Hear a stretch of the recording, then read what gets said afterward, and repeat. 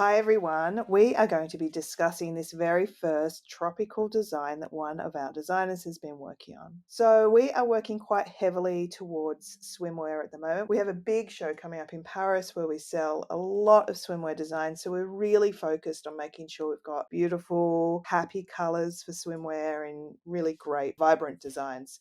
So this one was done for a very free-forming tropical leaf story.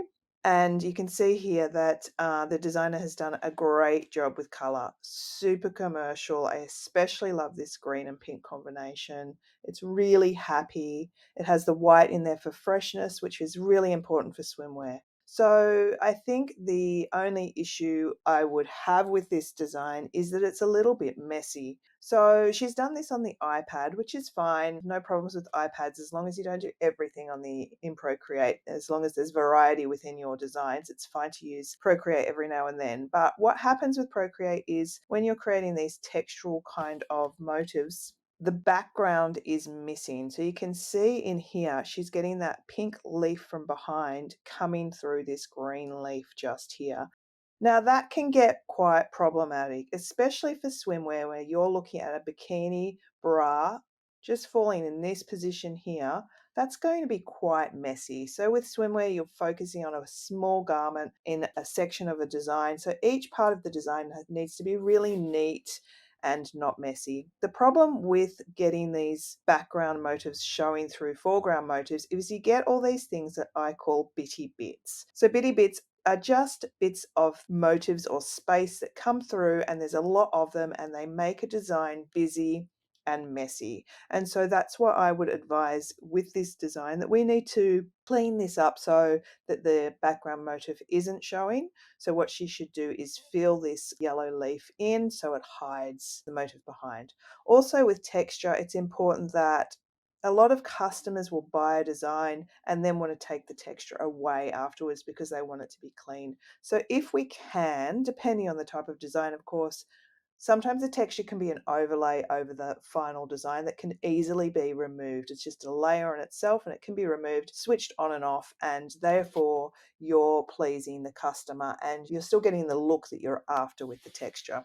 So that would be a bit of advice. So with these things, these sorts of blotchy little spotty textures that you're getting in here probably should be a layer on top. Unless it's a painted within the design, then I guess it's okay sometimes. Every design is an individual design and needs to be approached as such. So you need to think about what you're going to do for that design at the time you're doing it.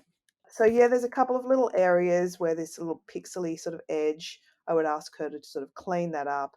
We just want to make sure that there's nothing that is going to make our customer come back and ask us to fix things. We want them to be able to get a file and for them to be able to run with it. It's perfect. There's no issues. Okay, so the other thing I advised was this leaf here, this big leaf. Now, this canvas size is actually 75 by 45 centimeters. So when it's printed to fabric, it's actually quite big, which means that this leaf is almost going to take up an entire torso. It's so big. So things like that, when you're working especially on a laptop or a tablet, so important to check your scale as you design because you can end up with some massive strange motives that are just not right for the end product. So I have asked her to reduce the scale of this and also just clean it up a little bit. It's just a little bit messy. You know, the lines aren't particularly stylized, so cleaning that up. Also, this leaf down here is getting a little bit scratchy, so just cleaning things like that up. A customer would stop at this design. So when we're showing a collection of designs, you know, they're looking at hundreds of designs. So you want to be able to get their attention. And the first thing it's going to get their attention with this design is the color, because the color in both colorways is so vibrant and happy. So color can and will sell your design. They will probably buy this design because the color is so great.